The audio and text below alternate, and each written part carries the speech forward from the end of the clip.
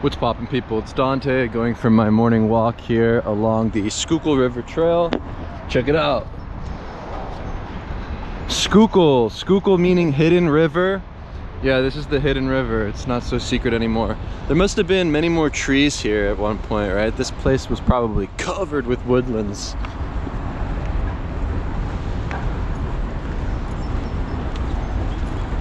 And so, yeah, just waking up, getting my day started. Had a cup of espresso. Just enjoying the morning. I love seeing the change of seasons. Look at the color that comes off of this. Yeah, I think the nuances of change intrigue me. You know, I'm born and raised here in Philadelphia. I grew up in the Manayunk and Andorra neighborhoods. Well, I guess technically Manayunk is separate from Roxborough, so Roxborough and Andorra. But yeah, Manayunk, I believe the Lenape tribe, or one of the Native American tribes. I think it translates to where we go to drink. The Schuylkill River connects to Manayunk. It's only like 5 miles away from here, I believe. If I keep walking, yeah, you wind up at the Wissahickon. Beautiful forest, woodlands. You know, I grew up building bridges with stones, creating teepees with sticks, exploring with my bicycle on the dirt paths. I'll never forget when they started to chop the trees down. There was this gigantic pile of wood chips, and my friends and I would go back there and like climb this huge pile of wood chips. I remember all of the hornets' nests and bees, and we would try to jump from the top of the wood chip pile and land at the bottom of it because it was kind of like a foam pit. You know, when I grew up, we would play with skateboards, build skate parks with wood and stuff that we would find. I need to hit this guy. I'm not left-handed, so I gotta switch my hand here. But yeah, we would play with like skateboards, bikes. Always into the action sports like snowboarding. We had this ramp that was so nice. It was called like Fresh Park. So we had like a quarter pipe that would fold up and we would take it out of the garage. There we go, I hit a headshot. What is this? It's like a giant weight. I should throw that like a disc? What was that disc throwing thing in the Olympic Games? Yeah, that'd be cool to like do that out here. But yeah, we would set this quarter pipe ramp up in front of these like bushes, and we would launch down the hill, hit the quarter pipe and like do tricks and stuff and land in the bushes as like our foam pit.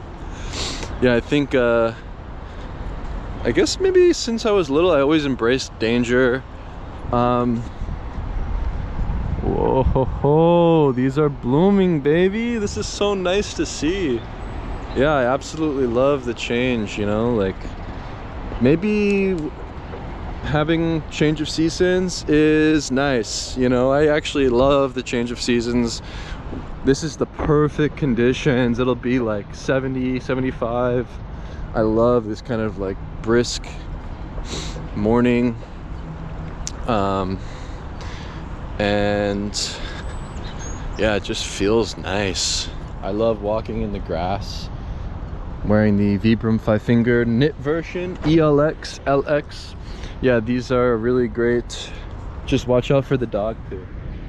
I think I'm going to step on some dog shit.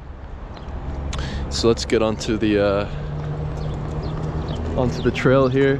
Yeah, I think actually this like let's make sure, it's just muddy. But yeah, I think this trend towards dog ownership, to me it's weird. I never grew up with dogs. I never had dogs. Growing up, actually I feared dogs as a kid. Whenever somebody had dogs at their house, I wouldn't go inside, you know. I would be fearful, like they would have to take the dog away. Like I think of dogs and war. I think of dogs and security. I think of dogs in reference to the Greek mythology of Hercules now, thinking of his sort of story, conquering, I believe, Cerebrus, the three-headed dogs that guard Hades. So Hercules showing his bravery and courage to go down and defeat the three-headed dogs, sort of conquering these dogs. The statue or the sculpture of Hercules and the three-headed dogs is located in the piazza in Florence. So beautiful. You can see the statue of David, Hercules, and so yeah, maybe looking at those guys for inspiration is nice. But yeah, I think yeah, dogs have always been kind of scary to me, and it's just sort of weird that we've domesticated them maybe over the years. Like when I looked at dogs throughout my travels, I've seen them very differently, right? So like in Jericho, they keep this dog with a muzzle on its mouth in a cage, hardly fed, and you know, they beat the dogs. You know, I'm not saying this is like ethical or good or whatever. I'm just saying, like in different places, they use them as like war dogs or like security and alarms. Like they took this dog out and showed me and my friend, and it just starts biting and barking at you like it wants to kill you, basically. Like if they would let go and take the muzzle off, it would just attack and kill you. They had them chained up and guarding farmland, chained up and guarding places. I'll never forget, like I would be like walking around the desert in Jericho looking for these photographs to make, you know, where I would say, oh, look at the donkeys over there, let me go over and like be near the donkey and make a photo. I see like this little shack, but then the dogs would come out, and it was scary, man. Like dogs to me are scary. They've always been that way for me. And yeah, maybe street photography by the water, by the river, near nature is good. You know, I think that street photography doesn't have to necessarily be on the street in New York or Philly or wherever. You can make photos in the mountains, in the village, in the desert. You know, I think it's merely an ethos and a way of seeing the world. And so yeah, going forward, I think snapshotting your way through life is a wise approach. But yeah, another thought I had when I would take this road from Jerusalem to Jericho frequently for 6 months while I was studying abroad in Hebrew University, yeah, I fell in love with the place, and so I went back and lived with the Palestinian family.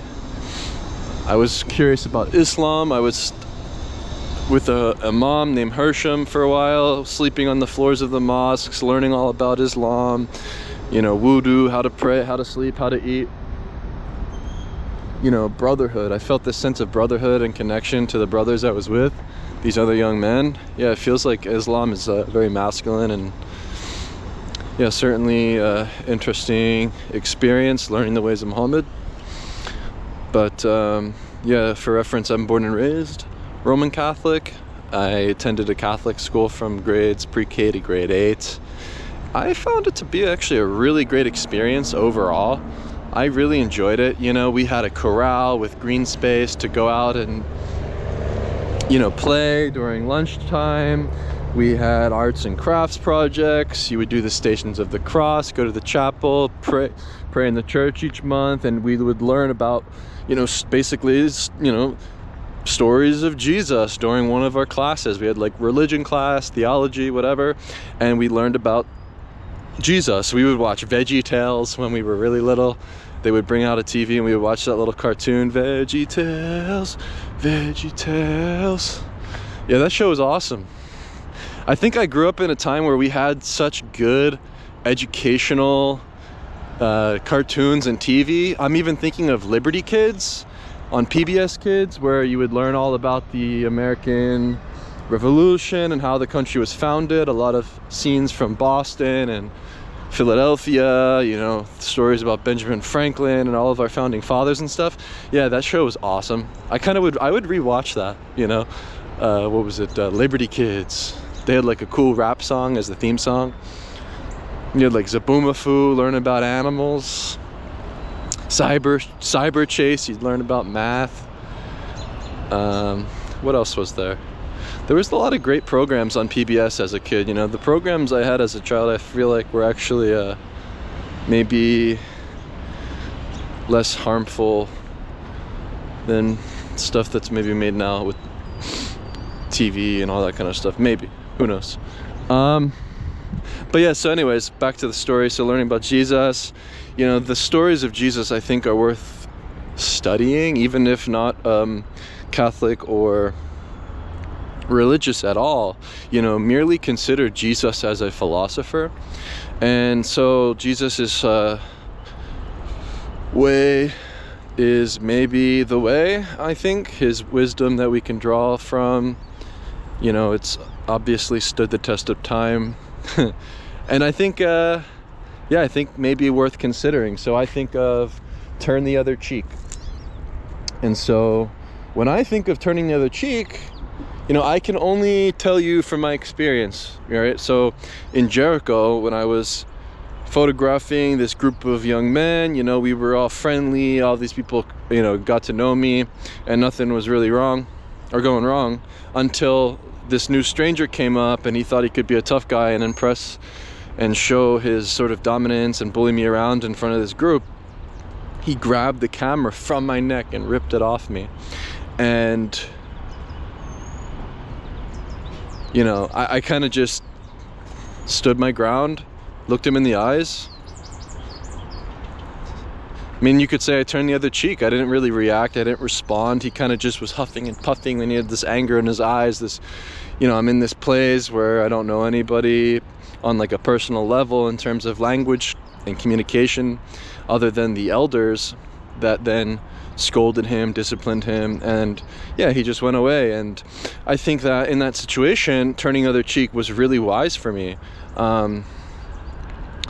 And I can't help but to draw upon that story in relationship to the teachings of Jesus to not react, to turn the other cheek. I think it actually does work in certain situations. Certainly it's up to interpretation in my opinion, so like considering him as a philosopher, right? So just think of it think for yourself. Like maybe there's situations where you need to show bravery and courage and retaliation, but other times turning the other cheek is wise.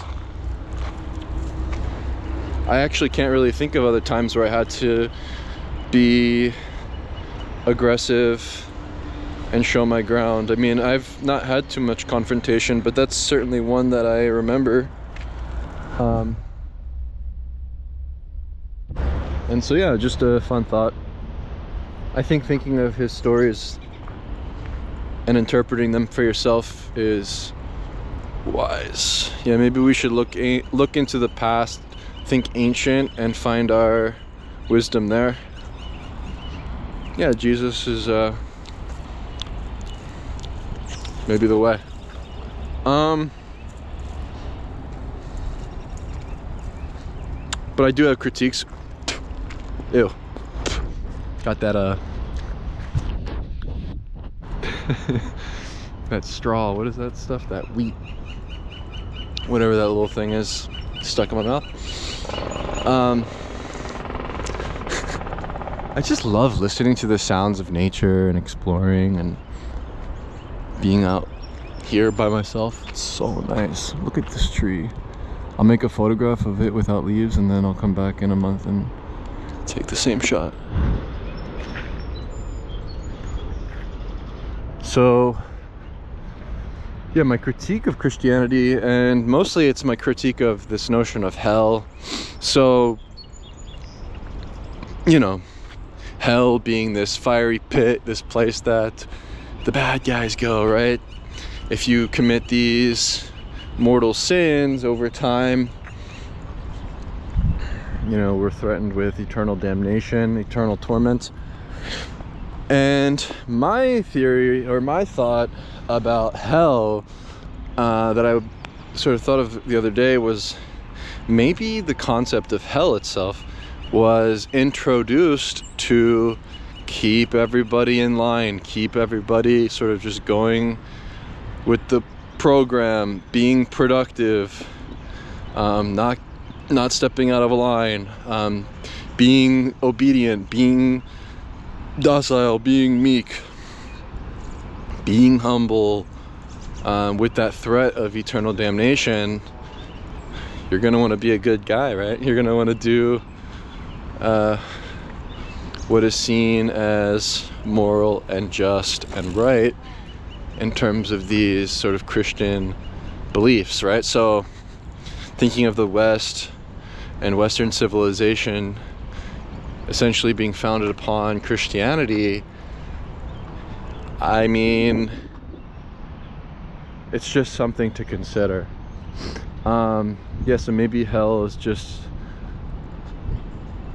something that people, or something that was introduced to keep people in line, to keep people productive, to keep people working, and to not get out of line. So I don't think I believe in that sort of eternal torment, that eternal sort of damnation. You know, one of the first deadly sins is pride, and I'm trying to think more about it. I mean, I think there's differences between pride and being vain, you know, finding fascination in your body, you know, feeling proud of your accomplishments while here on this earth, feeling strong about the things that you can do and achieve while on this earth.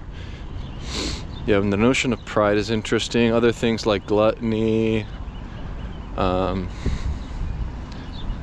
what are the other ones, like lust. I mean, maybe a lot of these things are just like a natural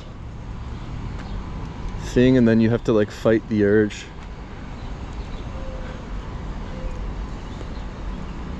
I don't know. Gluttony, I say just eat until you're satiated, you know? I think since I'm fasting and eating that one meal at night, I just eat until my belly's full and then I go to bed, you know? It's simple enough, but there is something to be said about overindulgence. But I don't think that you should be threatened with eternal damnation if you commit these sins, right? That's my general thought about that. I was also thinking this morning about like what is real, you know, nature, plants, animals, flesh, human bodies, the moon, the sun, the trees, the breeze, the fire, the water, the air. You know, these things are real. But maybe the city, you know, my thought is the city is designed for computers and cars. I suppose since the Industrial Revolution, the introduction of cars, it's still a relatively new thing. But yeah, you see a lot of cars. You see a lot of cars just filling the streets, and way less people than cars. And so does this matter? Why does this matter? I mean, I guess the thought is maybe the inevitable future of the human being is to become digitized, merging with technology, where intelligence to me is artificial, but human beings were physical. And I think maybe it's wise to remind ourselves of that. You know, I think we spend a lot of time in the cave, a lot of time in the darkness, a lot of time operating the computers, a lot of time in the car, at home, in the office, and way less time in the direct sunlight, in the real world, outside. You know, maybe the truth is just in the sun. Maybe the truth is just outside, in the light, outside your window. And maybe the antidote to the modern world and technology and cities and all this kind of stuff is to return to nature, to become more mindful of what you pay attention to, and to become your authentic and truest self. You know, maybe, you know, even just look at art, right? Becoming artificial. Like, we need more human-centric things being propagated and shared and created. We need more humans generally. Like, thinking of the goal of the human being is ultimately reproduction. And I mean, honestly, like, what is the function of the human? It's to reproduce. We're physical beings, become stronger, right? The more that we merge with technology and digital worlds, the less we're focused on our physical selves, the less that we're increasing in our strength and power. But maybe that's the goal, is to increase your physical power, to increase the number of people, and then we can figure out the answers from there. You know, where to go in the beginning of the day to feel like you can go beyond and transcend. Yeah, in Philadelphia, the elevated view back here where we have these gazebos behind the art museum. Yeah, I think that starting the day off with an elevated view, for me, it just makes me feel good. I feel powerful. I feel like I can go beyond. I feel like I can go beyond this sort of world and create a new.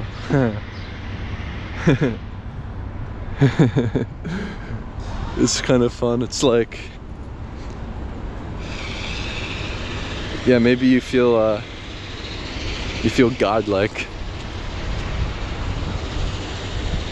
But for me, this feeling of sublime, this sublime feeling that you get when looking out towards the horizon, looking out towards the trees, looking out towards beautiful architecture, these fountains, those arches on those bridges where the train is, the columns and the Greco-Roman architecture of this incredible museum.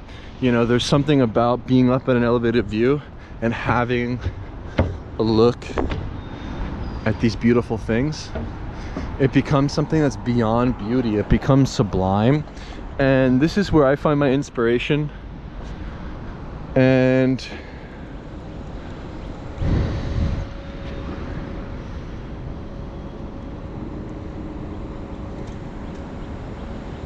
yeah, I think that is the general thought of the day. Just random thoughts. GoPro Mini 1080p, 30 FPS, exported to 720p. In today's ASMR video, we're going to be listening to the sounds of birds.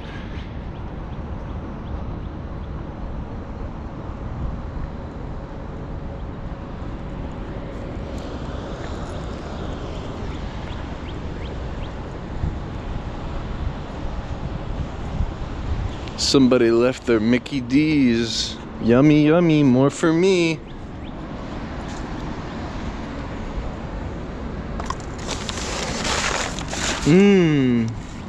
They left a good amount of fries. They got a 6-piece chicken nugget too. Yeah, maybe this city, maybe the cities, maybe the world is just gonna be covered in McDonald's trash everywhere. Cars and fake things, fake food, fake people, fake things. What is real?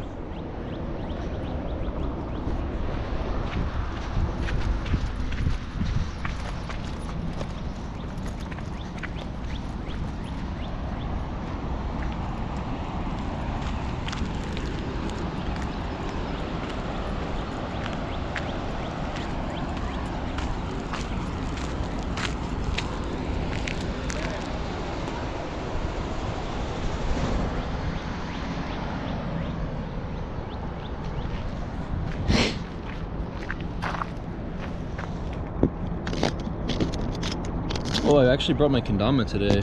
Let's do that.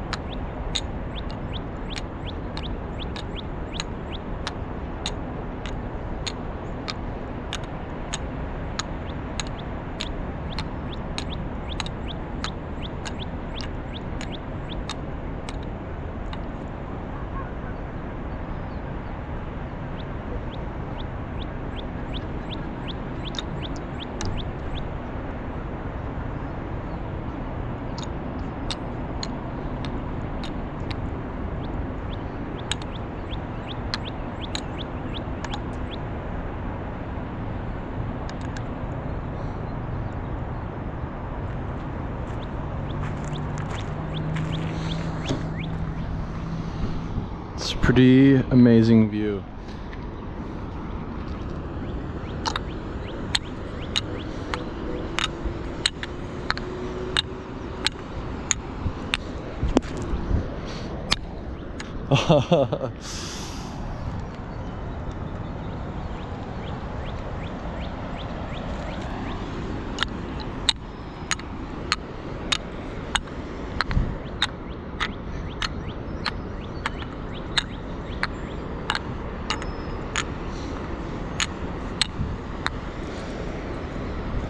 Yeah, I think actually using the kendama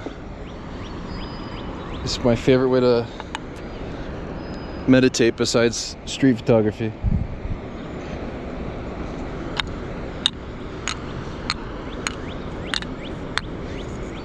But yeah, that's all. What is real?